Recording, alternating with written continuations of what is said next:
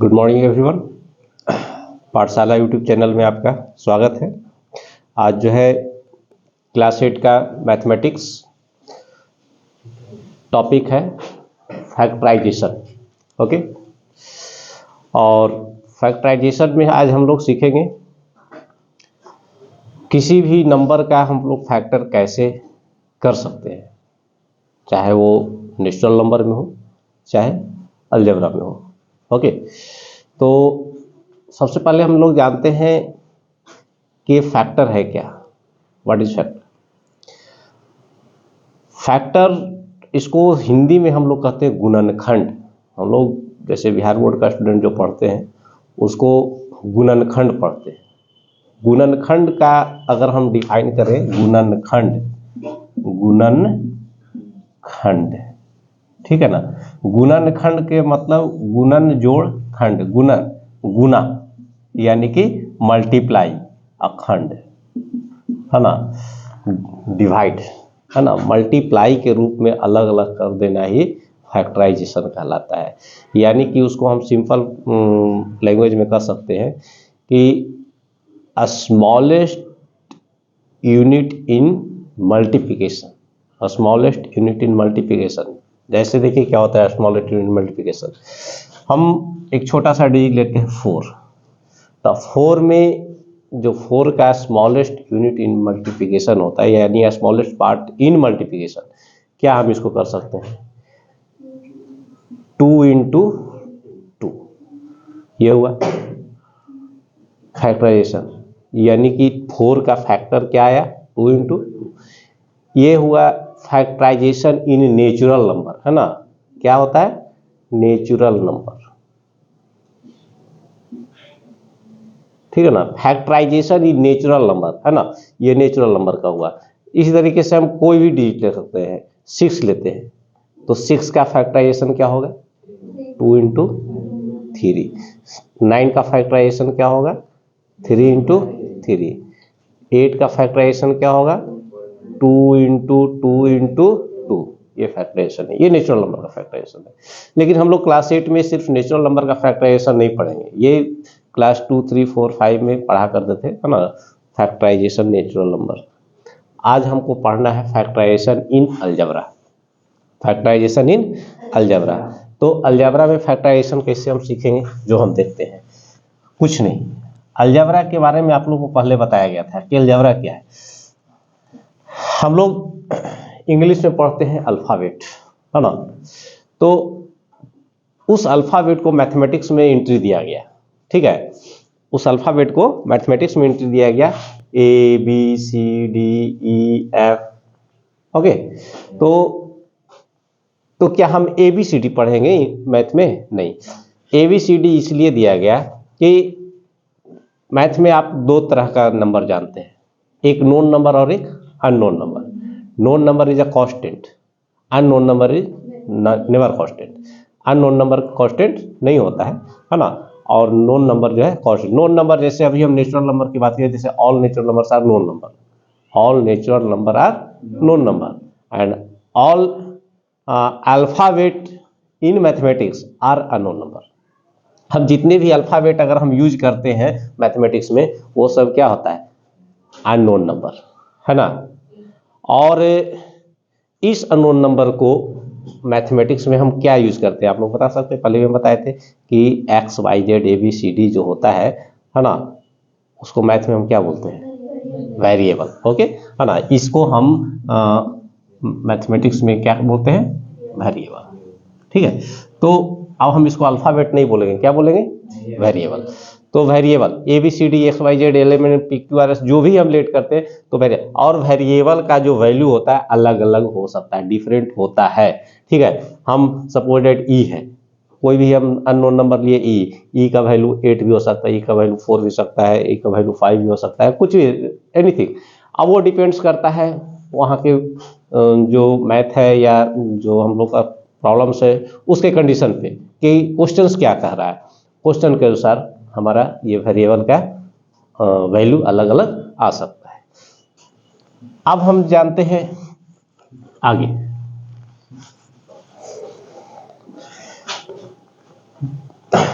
Factorisation में आते हैं। अभी नेचुरल नंबर का फैक्टराइजेशन तो सीख लिया, अब हमको वेरिएबल का फैक्टराइजेशन देखना है, और variable with the natural number. ये हुआ नेचुरल नंबर, इसमें हम कोई एक वेरिएबल ऐड कर दिए 4a। क्या नंबर मेरा क्या हो गया? 4a। नंबर क्या हो गया? 4a। तो इसको हम फैक्टर निकालेंगे, क्या निकालेंगे? इस तरीके से सकते हैं 4 इंटू ए, ये दोनों के बीच में कुछ नहीं है तो क्या है? मल्टीप्लाई है, कुछ नहीं तो क्या है? मल्टीप्लाई है। तो 4 इंटू ए, अब 4 को हम लिख सकते हैं इस तरीके से 2 इंटू 2 आई इंटू यहाँ पे आ गया ए। ये हुआ मेरा फैक्टर, ये 4a का क्या हो गया? फैक्टर हो गया, ठीक है ना। अगर दूसरा डिजिट और आता है 4a स्क्वायर आ गया, 4a स्क्वायर, तो स्क्वायर का मतलब ही आप लोग जान ही रहे हैं, पहले भी बताए थे 4a स्क्वायर क्या है ना। तो 4a स्क्वायर, 4a स्क्वायर को फिर हम इसे 4 को हम इस तरह से लिखते हैं 2 इंटू 2। अब a स्क्वायर का आप लोग जानते हैं कि मतलब डबल a है, इसमें बहुत सारे ये समझ जाते हैं 2a, ये 2a नहीं है, a square that means a into a। Okay, तो a स्क्वायर को हम लिख सकते हैं a इंटू a, है ना। अब इसमें जो है ये, इसको हम क्या बोलेंगे? वेरिएबल। इसको हम क्या कहेंगे? कांस्टेंट, है ना। ये क्या हो गया? कांस्टेंट। और ये आपका पावर हो गया।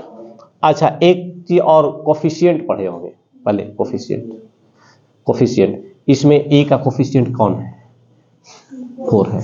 अगर हम ऐसे लिखते हैं 4xy, इसमें x का कोफिशिएंट क्या है? तो x को छोड़ करके सब इसका कोफिशिएंट ही होता है ना। क्या होता है? Coefficient that means multiple of x, है ना, मतलब मल्टीपल विथ x का कोफिशिएंट हो गया 4y। अगर y का कोफिशिएंट पूछ रहे हैं, है ना, ये हुआ x का कोफिशिएंट। अगर y का कोफिशिएंट पूछ रहे हैं तो क्या होगा? 4x, ठीक है ना। 4 का कोफिशिएंट पूछ रहे हैं तो क्या होगा? xy। आई बात समझ में? तो ये हमारा कोफिशिएंट हुआ। तो इसमें हम 3 चीज जाने, क्या जाने? वेरिएबल, कांस्टेंट और कोफिशिएंट, ठीक है। आगे हम आते हैं, फैक्टर समझ में आया यहाँ पे। अगर हमको ऐसे रहेगा 18x square by Q, 18x square by Q, इसको हमको फैक्टर में करना है। तो सबसे पहले हम क्या करेंगे? 18 का फैक्टर करेंगे। 18 का फैक्टर आपको अगर फैक्टर नहीं आता है, अगर 18 के जगह पर 181 डाल दिया गया, ठीक है ना, तो ओरली अगर नहीं आ रहा है तो हम क्या करेंगे? यहाँ से, ठीक है, फैक्टर टोना से 2 इंटू 9, 2 9 जा 18 हो गया, 3 3 जा 9 हो गया। अब हम इसका और 2 निकलेगा, फैक्टर नहीं निकलेगा, तो हो गया क्या? 2 इंटू 3 इंटू 3। अब एक्स स्क्वायर को जान ही रहे, इसमें कितना x है? डबल x है ना, 2x नहीं, हाँ डबल। तो ये फिर y है, तो कितना y इसमें? 3y, ठीक है ना। तो ये हुआ, तो ये हमारा फैक्टर हुआ। तो यहाँ पे हम जितना पावर रहेंगे उतना टाइम उस तरीके से फैक्टर करेंगे, ठीक है ना। तो ये फैक्टर हो गया, ये सिंपल फैक्टर इसको कहेंगे। इसको कौन सा फैक्टर कहेंगे? Simple factor. और इसी में फिर हम आगे आते हैं, इसमें नोट करने की जरूरत है नहीं, समझ लीजिए।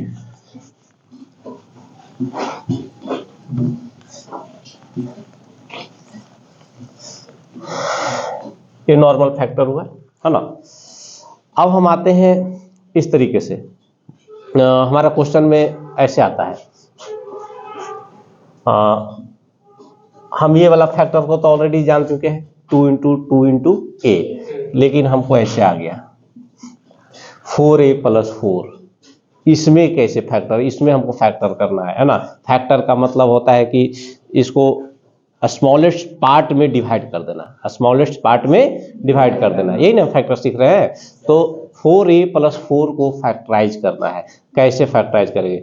जाहिर सी बात है, 4a को हम ऐसे लिख सकते हैं 2 इंटू a, अब प्लस 4 को कैसे लिखेंगे? 2 इंटू 2। बात उतना ही है, तरीका वही है, ठीक है ना, इसमें कोई अलग तरीका नहीं है। बस हम करेंगे क्या कि थोड़ा सा इसको इजी वे अपनाएंगे, लेकिन पहले तो समझना है। तो क्या इजी वे बनाएंगे? इसमें प्लस है तो फैक्टर दोनों मिला के करना है, क्योंकि अलग अलग होगा नहीं, साथ में है तो फैक्टर भी साथ में होगा। तो करेंगे क्या? देखते हैं, इसमें कितना है? 2 है, डबल है, इसमें कितना 2 है, डबल 2 है, ठीक है ना।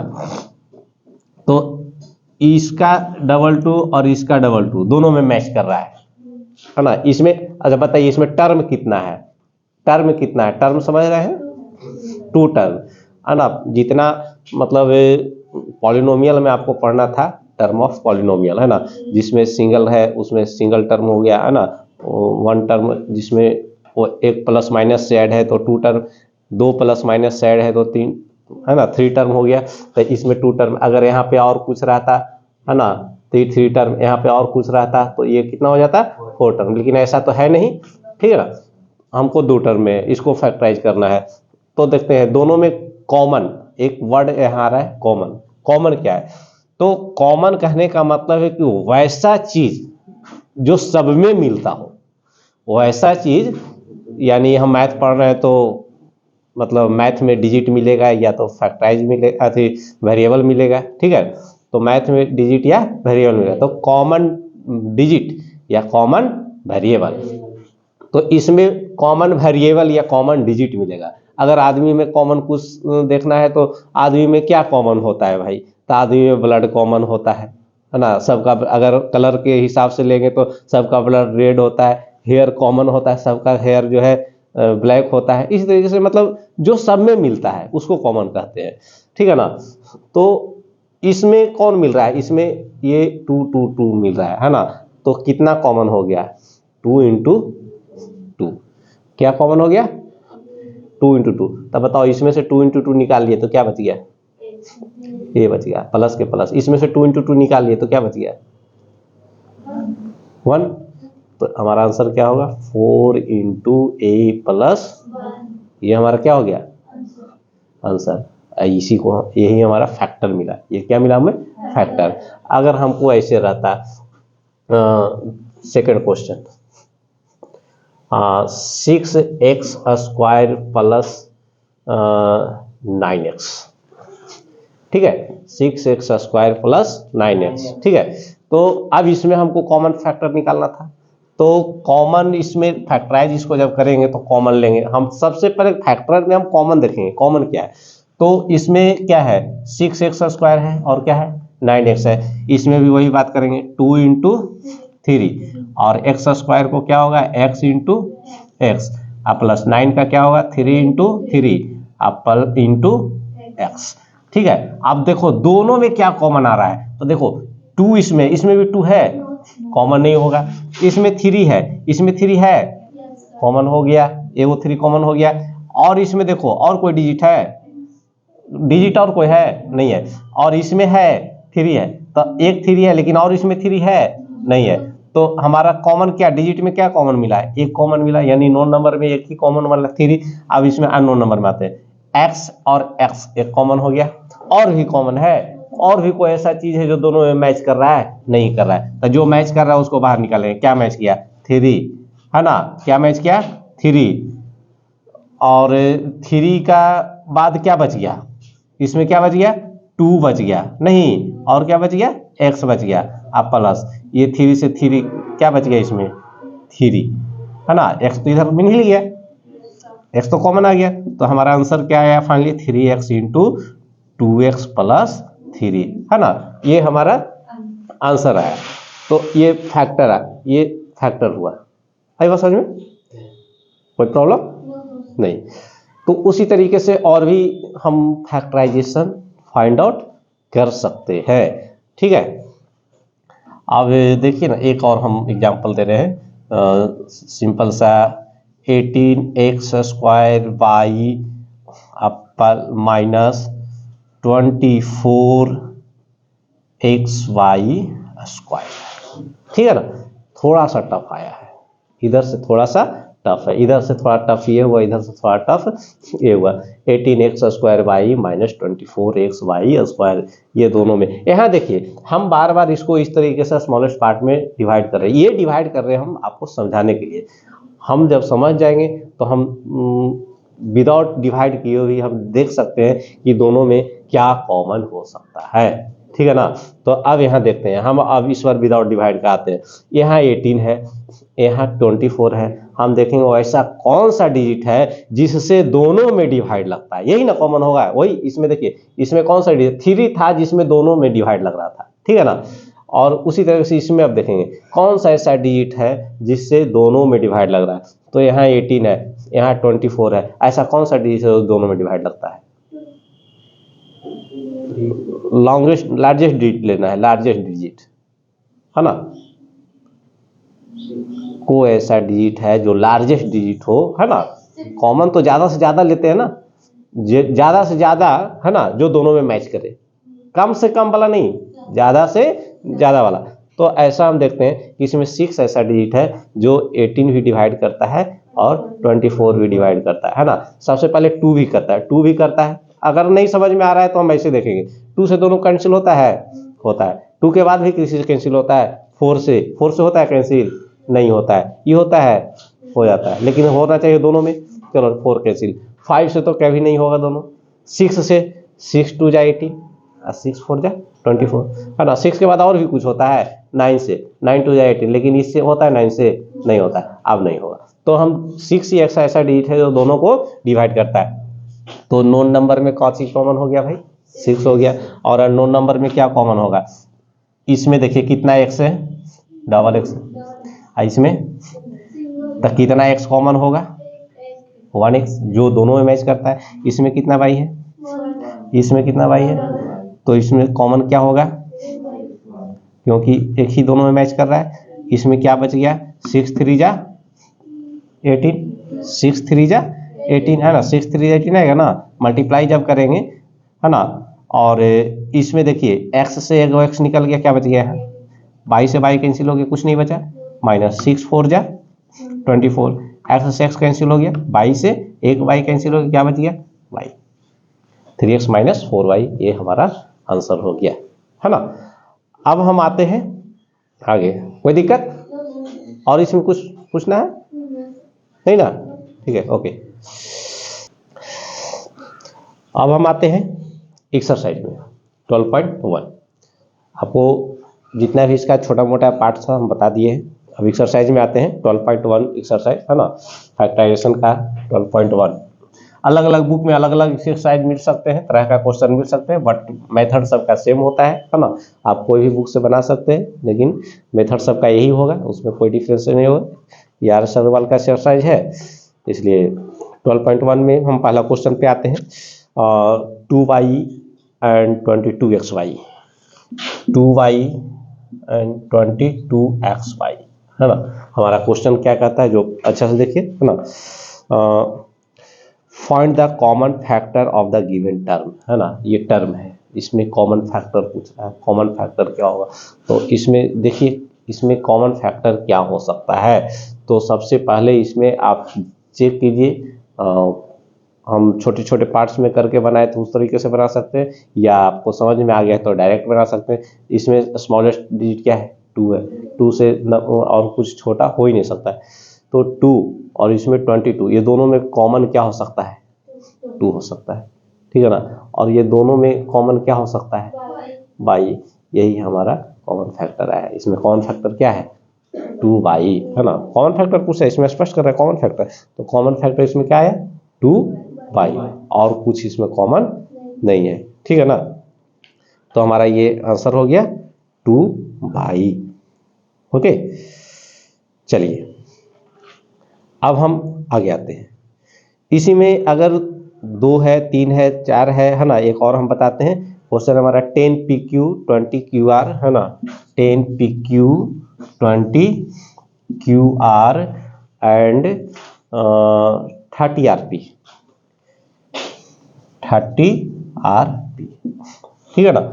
ये 3 टर्म हमारा है, कितना टर्म, 3 टर्म है। इसमें हमको कॉमन देखना है। तो सबसे पहले क्या है कि 10 20 30, ये तीनों में कॉमन क्या है, 10 है। 10 20 30 में कॉमन कौन है, 10 है ना। हम वैसा डिजिट लेते हैं जो तीनों को डिवाइड करता है, कॉमन यही ना होता है, वैसा डिजिट जो तीनों को, वैसा लार्जेस्ट डिजिट, है ना, कौन, लार्जेस्ट डिजिट, समझे। यानी कि HCF जिसको कहते हैं highest common factor, highest common factor. तो हाईएस्ट कॉमन फैक्टर है क्या है, मतलब हाईएस्ट नंबर ऐसा कौन है जो तीनों को डिवाइड करता है, तो 10 है। 10 जो 10 को भी डिवाइड करता है, 20 को भी डिवाइड करता है और 30 को भी। तो एक हमारा 10 हो गया। अब PQ में आते हैं। P, अब PQ, QR और RP, इसमें कोई कॉमन है? हाँ है, नहीं है। तो इसमें हमारा कॉमन क्या आया, 10P, 10 ओनली क्या आया, 10। आई बात समझ में, है ना। तो हम आगे आते हैं।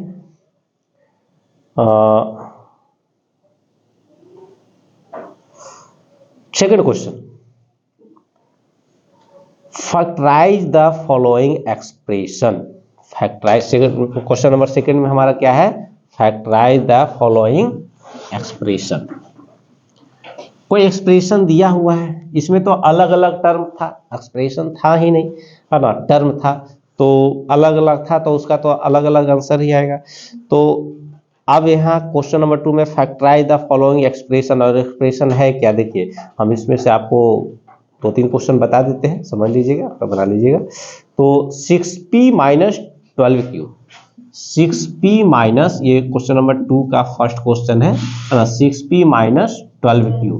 तो 6P माइनस 12Q जो होता है, इसमें हम देखेंगे कि क्या है, व्हाट इज द कॉमन, दोनों में कॉमन क्या है। तो सबसे पहले नोन नंबर में जानते हैं।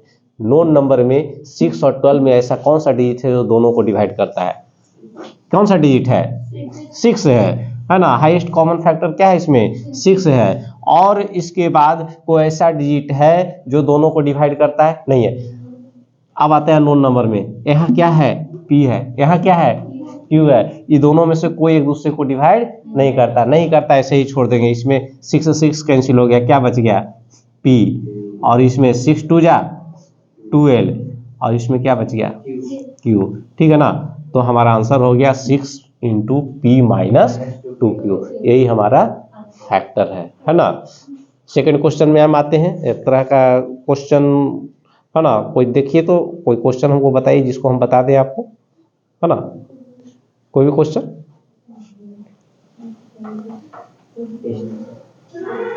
जल्दी कीजिएगा।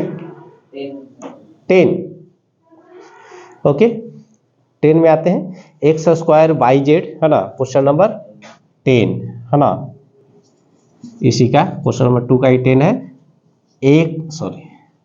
एक्स स्क्वायर बाई जेड, है ना, क्या है, x square by Z plus x by square Z, plus x by square Z, plus क्या है, x by Z square, x by Z square, ठीक है ना, एक्स बाई जेड स्क्वायर। अब इसमें हम देखते हैं कॉमन फैक्टर करना है, क्या करना है, देखते हैं क्या क्या कॉमन आता है। इसमें डबल एक्स है, इसमें सिंगल एक्स है, इसमें सिंगल एक्स है। हाईएस्ट कॉमन क्या हो सकता है इसमें, सिंगल एक्स कॉमन हो, क्योंकि ज़्यादा से ज़्यादा ये एक ही एक्स दे सकता है, ये दो दे सकता है लेकिन ये एक ही दे सकता है, तो कॉमन एक्स ही होगा। इसमें एक वाई है, इसमें डबल वाई है, इसमें सिंगल वाई, तो इसमें भी कॉमन क्या होगा। उसके बाद ये जेड में, ये भी जेड है, ये भी जेड है, ये डबल जेड है, तो क्या कॉमन होगा, तो इसमें क्या बच गया हमको, एक्स से एक्स कैंसिल, एक्स बच गया, बाई से बाई कैंसिल, जेड से जेड कैंसिल, अब तो कुछ बचा नहीं, प्लस इसमें एक्स जेड से एक्स जेड कट गया, एक बाई कट गया, तो क्या बच गया, बाई, तो इसमें क्या बच जाएगा, जेड, है ना, यही हमारा है ना। एनी प्रॉब्लम, अब तो सारा बन जा सकता है, कोई दिक्कत, नोट करना है, नोट 3 हम आ रहे हैं भाई, है ना, हड़ाइए मत। तो क्वेश्चन नंबर 2 में आओ, कोई दिक्कत नहीं, नोट करना है नहीं, चलिए हम आगे आते हैं। क्वेश्चन नंबर 3 में आते हैं, बहुत ही सिंपल है। 6x बाई, है ना, क्वेश्चन नंबर 3 का ये है, 6x बाई माइनस है ना, 6x minus 4y plus 6, 4y plus 6 है ना, माइनस 9x। अच्छी बात है। इसको हम और देखिए, पहले हम 1 टर्म में फैक्टराइज किए है ना, उसके बाद 2 टर्म में कॉमन लिए, 3 टर्म में कॉमन लिए, अब हमको कितना टर्म में आ गया, 4 टर्म में कॉमन लेंगे। इसको अच्छा से समझिएगा। तो देखिए, अगर ज़्यादा लंबा कोई चीज़ हो जाए है ना, कोई भी अगर ब्रॉड हो जाए, उसको छोटे छोटे पार्ट्स में करके उसको वर्क करते हैं है ना। तो ये 4 टर्म हो गया। 4 टर्म में देखते हैं कि कोई भी ऐसा डिजिट है जो चारों में मिल रहा है ना, कोई ऐसा फैक्टर नहीं है जो चारों में मिल रहा है। तो ऐसा करते हैं, 2 में तो मिल सकता है, 2 में तो मिल सकता है, तो अलग अलग 2 पार्ट्स में कर देते हैं। तो देखो हम क्या करते हैं, चलिए आते हैं। हम ऐसा करते हैं, थोड़ा सा इसको सिस्टमेटिक वे में अरेंज कर लेते हैं, रीअरेंज कर लेते हैं। तो 6xy माइनस 4y, और यहाँ करते हैं कि जो वेरिएबल वाला है उसको पहले कर देते हैं, यानी x वाला को पहले कर देते हैं और बिना x वाले को लास्ट में करते हैं। तो x वाला क्या है, माइनस 9x है और प्लस 6 है ना। ये नहीं कि यहाँ प्लस है तो प्लस ही छोड़ दीजिएगा, जब भी आएगा तो सिंबल के साथ में इधर उधर जाएगा है ना। तो आगे आते हैं, ये दोनों में ऐसा कौन सा डिजिट है या वेरिएबल है जो दोनों में कॉमन है। तो 4 और 6 और 4 में, ये दोनों में देखते हैं 6 और 4 में क्या कॉमन है जी, 2 कॉमन है। x y और y में कौन सा कॉमन है, y कॉमन है। चलिए डिवाइड दिए, 2 3 जा 6, y से y कैंसिल, क्या बच गया x, माइनस 2 2 जा 4, y से y कैंसिल। ओके, अब इसमें आते हैं, ये दोनों में ऐसा कौन सा डिजिट है जो कॉमन है ना। तो सबसे पहले माइनस, मतलब सिंबल में देखेंगे, यहाँ सिंबल किस चीज का है, तो देखते हैं माइनस कॉमन है, नहीं है, लेकिन है। आपको मालूम नहीं है कि यहाँ जब माइनस है और प्लस में कितना माइनस है, प्लस में ऑलरेडी माइनस इंटू माइनस होता है। माइनस माइनस प्लस आप लोग पढ़े हैं ना, तो प्लस में डबल माइनस होता है। क्या होता है, माइनस इंटू माइनस। तब अगर हम माइनस कॉमन लेते हैं तो बताइए, माइनस कॉमन लिया, डिजिट में क्या कॉमन लिए, कौन सा डिजिट दोनों को कैंसिल कर रहा है, 3 कैंसिल कर रहा है ना। और वेरिएबल में कोई ऐसा है जो दोनों को करता है, नहीं, इसमें तो वेरिएबल है ही नहीं, तो क्या करेगा क्या। तो चलिए हम आते हैं, 3 माइनस 3 कॉमन हो गया, तो माइनस माइनस कैंसिल हो गया है ना, 3 3 जा 9 कैंसिल हो गया, कितना टाइम में, 3 टाइम में, अब बच गया x, ठीक है ना। अब यहाँ देखिए, यहाँ कुछ डबल माइनस था, तो माइनस माइनस कैंसिल हो गया, बच के आ गया हमको माइनस, यानी 1 माइनस बच गया है ना। प्लस में डबल माइनस था तो 1 माइनस तो कॉमन हो गया, हमको बच गया 1 माइनस, 3 2 जा 6, एनी प्रॉब्लम नहीं। अब देखिए यहाँ देखते हैं, 3x माइनस 2 और 3x माइनस 2 दोनों में कॉमन है, नहीं है, तो फिर से कॉमन आ गया, एक कॉमन तो वहां लिए, अब कॉमन यहाँ आ गया, तो दोनों में जब कॉमन है तो इसको कॉमन लेंगे ना, 3x माइनस 2, इसमें 3x माइनस 2 कैंसिल हो गया, क्या बच गया यहाँ 2y, इसमें कैंसिल हो गया, तो यहाँ क्या बच गया -3, यही हमारा आंसर हुआ। प्रॉब्लम नहीं, कोई दिक्कत है ना, ओके।